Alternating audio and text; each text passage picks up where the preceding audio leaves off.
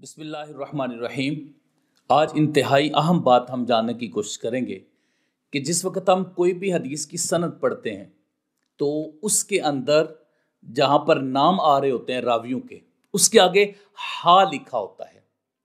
اب وہ جو مختلف راویوں کے بعد حرف ہا ہوتا ہے اس سے کیا مراد ہے؟ یہ چونکہ جو طالبان حدیث ہیں ان کے لیے ایک اہم چیز ہے، تو اس لیے میں نے کہا۔ دوسرا یہ ہے کہ عمومی طور پر جو شخص حدیث کے ساتھ شغف رکھتا ہے وہ بھی جب سند پڑھے گا تو اس کو بھی تھوڑا سا محسوس ہوگا کہ یہ کیا کون سا حرف ہے جو یہاں پر آ گیا، تو اس کی تھوڑی سی وضاحت کریں گے۔ سب سے پہلے بات یہ ذہن میں رکھیں کہ جو ہا ہے، ہا حرف، یہ لفظ تحویل سے لیا گیا ہے۔ تا، ہا، واو، یا اور لام، تحویل۔ اس کا مطلب کیا ہوتا ہے؟ ایک سند کے بعد دوسری سند کو لے کر آنا، یا ایک سند سے کسی دوسری سند کی طرف جانا، یہ ہوتا ہے تحویل۔ اب یہ کیوں ذکر کیا جاتا ہے اور محدثین کرام اس کو کیوں ذکر کرتے ہیں؟ سب سے پہلی بات تو یہ ذہن میں رکھیں کہ یہ کام بہت زیادہ محدثین کرام نے اس طریقے اس کو ہا کو ذکر کیا ہے، جس طرح امام بخاری رحمہ اللہ ہے ان نے ذکر کیا، امام مسلم نے ذکر کیا، امام ابو داؤد نے ذکر کیا، امام طحاوی نے ذکر کیا، اور امام طبرانی نے دیگر بہت زیادہ محدثین کرام نے اسی طرح ہی لفظ جو حرف ہا ہے اس کو ذکر کیا ہے۔ اب سب سے پہلے ہم یہ جانیں گے کہ محدثین کرام جو ہا لے کر آئے ہیں اس کا مقصد کیا ہوتا ہے، یعنی وہ کیوں لے کر آتے ہیں، اس کی وجہ کیا ہوتی ہے؟ تو اس کی وجہ یہ ہوتی ہے کہ وہ ان کے پاس کئی اسانید جمع ہوتی ہیں، ایک ان کے استاد، پھر ان کے استاد، پھر ان کے استاد، پھر اس کے بعد ایک اور بھی اسی حدیث سے متعلقہ ان کے پاس سند ہوتی ہے جو ان کے استاد، ان کے استاد اور ان کے استاد تک پہنچتی ہے، پھر ایک اور ہوتی ہے۔ اس طرح ان کے پاس جو اسانید ہوتی ہیں وہ یہ چاہتے ہیں کہ ہم اسی ایک حدیث کے شروع میں جو مختلف اسانید ہیں ان کو ذکر کر دیں، اور وہ جب ان کو ذکر کرتے ہیں تو پھر ایک سند جہاں پر جا کر ختم ہو رہی ہوتی ہے وہاں پر ہا لکھ دیتے ہیں، پھر آگے اپنے استاد سے دوبارہ وہ سند شروع کرتے ہیں، پھر اس کے آگے اگر تیسری سند ہے تو پھر ہا لے کر آتے ہیں۔ اب یہاں پر یہ بات ذہن میں رکھیے گا کہ ہا کے فوری بعد اس محدث کے استاد شروع ہو جاتے ہیں۔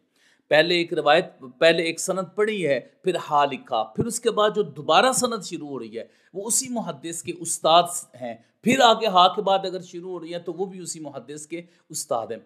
تو اس طریقے سے وہ اسانید لے کر آتے ہیں۔ پھر جب وہ یہ تمام اسانید لے کر آتے ہیں تو اس کے بعد جب وہ تابعی یا صحابی تک پہنچتے ہیں تو وہاں جا کر پھر وہ آگے لفظ ذکر کر دیتے ہیں۔ اگر دو اسانید ہیں تو قالا کہہ دیتے ہیں، زیادہ ہیں تو کلہم کا لفظ استعمال کر دیتے ہیں۔ تو یہاں پر میں آپ کو 2-3 مثالیں دوں گا، جس طرح امام مسلم رحمہ اللہ نے اپنی ایک روایت میں 3 جگہ پر حدیث کی اس سند میں 3 جگہ پر ہا کا ذکر کیا ہے۔ مثال کے طور پر فرماتے ہیں وحدثنا ابو بکر بن ابی شیبہ و اسحاق بن ابراہیم و ابن عمر عن ابن عیینہ، پھر آگے فرماتے ہیں ہا، پھر اس کے بعد حدثنا قتیبہ، اسی طرح آگے ذکر کرتے ہوئے آگے جا کر پھر ہا کا ذکر کرتے ہیں وحدثنی حرملہ، وہ ذکر کرتے ہیں۔ پھر جب یہ ساری چیزیں ذکر کر دیتے ہیں تو اس کے بعد فرماتے ہیں کلہم عن الزہری، تمام کے تمام احباب نے امام زہری سے روایت کیا ہے۔ اس کا مطلب یہ ہے کہ انہوں نے جو مختلف اسانید ذکر کی ہیں اس میں انہوں نے تمام اسانید کو جا کر امام زہری رحمہ اللہ کے ساتھ جوڑ دیا ہے۔ آگے پھر امام زہری جو ہے وہ آگے روایت کرتے ہیں اپنے اساتذہ سے اور پھر وہ نبی کریم صلی اللہ علیہ وسلم سے۔ اس کا مطلب یہ ہے کہ انہوں نے مختلف اسانید وہاں پر لے کر آئے اور پھر اس کے بعد آگے جا کر کسی ایک امام کے ساتھ ساری اسانید کو جوڑ دیا۔ امام ابو داؤد رحمہ اللہ بھی 5 مرتبہ ایک جگہ پر روایت میں ہا لے کر آئے، مختلف انہوں نے اس کا ذکر کیا۔ اسی طرح ہی امام ابو داؤد رحمہ اللہ نے جب اس کو ذکر کیا 5 مختلف مقامات پر تو وہ بھی اسی طرح ہی ذکر کرتے ہیں، چند اپنے استاد اور ان کا ذکر کیا، پھر ہا لے آئے، پھر ذکر کیا، پھر ہا لے آئے، اور پھر جب آخر میں جاتے ہیں تو جا کر فرماتے ہیں کلہم عن ابی اسحاق، ان سب نے ابو اسحاق سے روایت کیا ہے۔ اس کا مطلب یہ ہے کہ جو ان کے پاس ذرائع ہوتے ہیں، انہوں نے ایک استاد اور ان کے استاد سے سنا، پھر ایک استاد ان کے استاد سے، پھر ایک استاد پھر ان کے استاد سے، پھر ایک استاد پھر ان سے، تو تمام اساتذہ کی جو اسانید تھے وہ انہوں نے اکٹھی کر دی اور آگے جا کر اس کو ابو اسحاق سے جوڑ دیا۔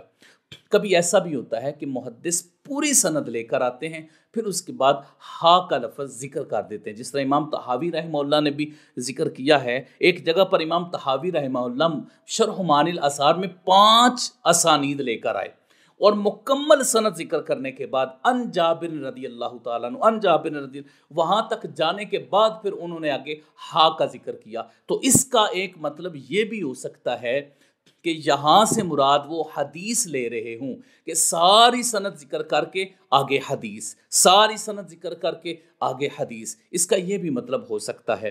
تو عمومی طور پر جو اسانید کے درمیان میں چیزیں ذکر کی جاتی ہیں، حرف ہا ذکر کیا جاتا ہے، اس سے مراد تحویل ہوتا ہے۔ اب یہ جو محدثین کرام لے کر آتے ہیں اس ہا کو، تحویل کو، اس میں ان کا مقصود کیا ہوتا ہے؟ سب سے پہلی بات تو یہ ہوتی ہے کہ وہ زیادہ سے زیادہ اسانید دینا چاہتے ہوتے ہیں کہ اگر کسی جگہ پر کوئی مسئلہ آ گیا تو دوسرے شیخ کا ذکر آ جائے گا، پھر تیسرے شیخ کا ذکر آ جائے گا۔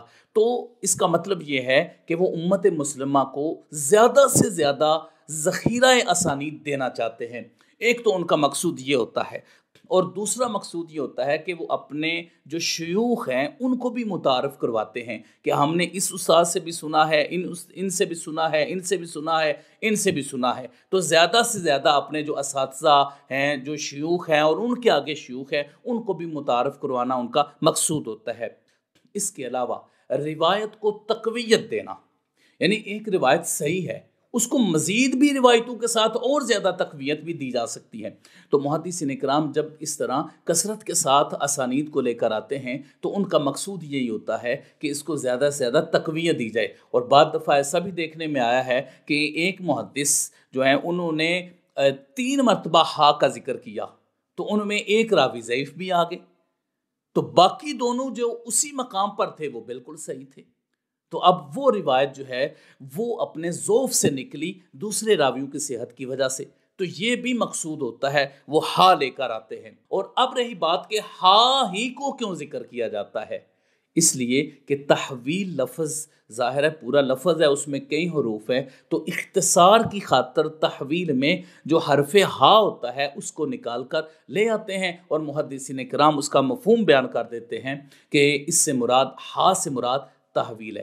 تو الحمدللہ ہم نے یہ سمجھا کہ جو سند کے اندر ہا آتا ہے وہ کیا ہے اور محدثین کرام کا مقصود کیا ہوتا ہے، کیوں وہ لے کر آتے ہیں اور اس کا طریقہ کار کیا ہوتا ہے، یہ آج ہم نے سمجھا۔ اللہ رب العزت ہمیں حدیث پاک کی کو صحیح طریقے سے سمجھنے، اس کی اسانید کا علم حاصل کرنے اور خدمت حدیث کی توفیق عطا فرمائے۔ آمین یا رب العالمین۔ وصلی اللہ علی حبیبہ سیدنا محمد وآلہ وسلم۔